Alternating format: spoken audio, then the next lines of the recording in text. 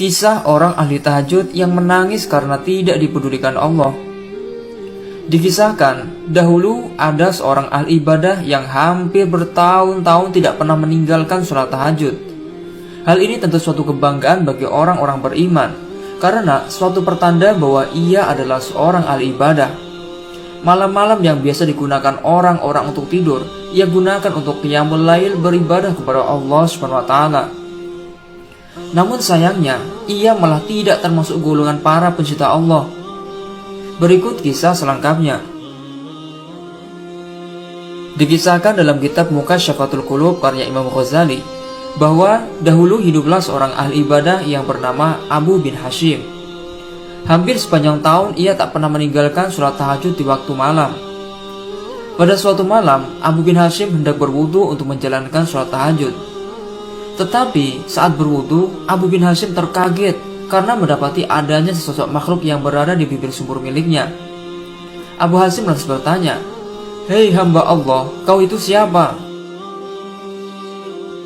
Sosok misterius itu lantas menjawab, "Diriku adalah malaikat yang diutus Allah SWT."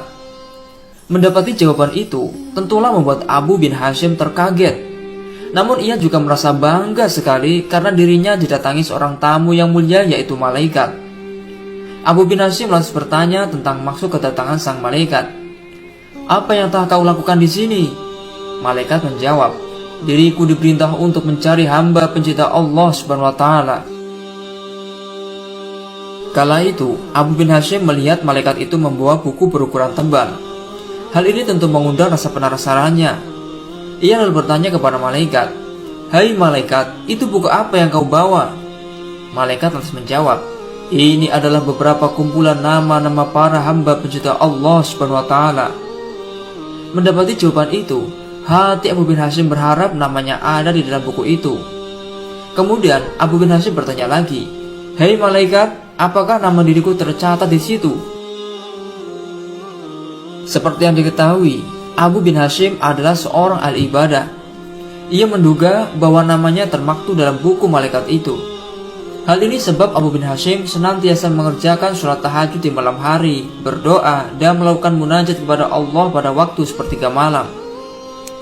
Namun setelah dicek oleh malaikat, ternyata nama Abu bin Hashim tidak tercatat dalam buku itu.